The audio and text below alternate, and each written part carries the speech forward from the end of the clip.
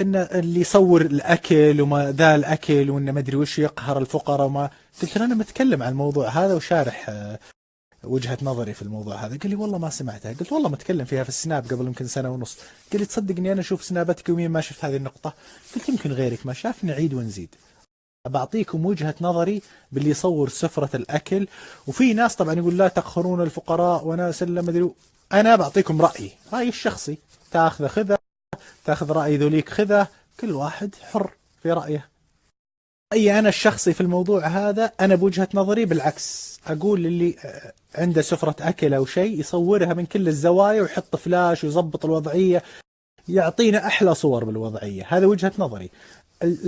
الوجهة النظر الأخرى تقول لا تصور لأنك تقهر الفقراء، وأنه في ناس ما لقت تاكل، وأن هذه النعم، وأن يعني وجهة نظر. بعطيكم أنا وجهة نظري الشخصية في هذا الموضوع. أنت تبغى تاخذ وجهة نظري، الله أهلا وسهلا. ما تبغى تاخذ وجهة نظري، أهلنين وسهلنين.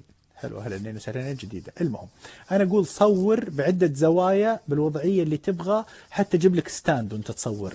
أنا بوجهة نظري الشخصية. ليش يزيد؟ ممتاز.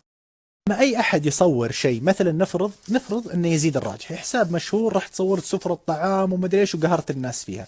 طيب ممتاز، هذا اللي قهرته أنا. إذا نتكلم بالفكرة بالمنطق هذا، من باب أولى إذا أنت يا أستاذي تقولني أنا قهرته، من باب أولى أجل أن تمنع اليوتيوب، لأنه هو بعد يدخل يوتيوب يدور.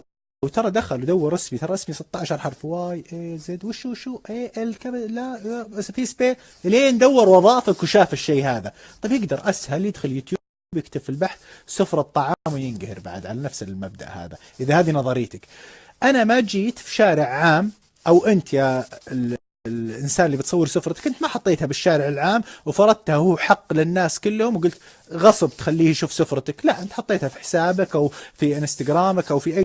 هو جاء ودورك وحط حروفك وشافها بعدين يقول أنا حزين إني شفتها. لا يا حبيبي، هذا غلط، هو يتحمله، ما لنا دخل احنا فيه. احنا بنصور على كيفنا، اللي يزعل. هذا الحزب اللي يصورون.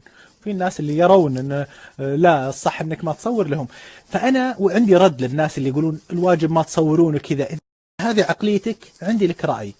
ليش ما نحط المطاعم في الشوارع زي المشاغل النسائية عليه حاجز الفقير؟ هذا إذا من باب أولى، بدل ما تقول للناس لا تصورون، لا، من باب أولى تقول أول شيء للمطاعم أن تحط ستاير، لأن الشارع ملك عام حق الجميع. واحد يدور لقمة العيش يدور في الشارع، حاط لي ناس تاكل جوا المطعم. هذا حقه هو، هذا الشارع حقه، وانت شهويته في يشوف الناس تاكل. هذا من نظريتك انت، انا اتكلم بفكرك يعني بوجهة نظرك انت.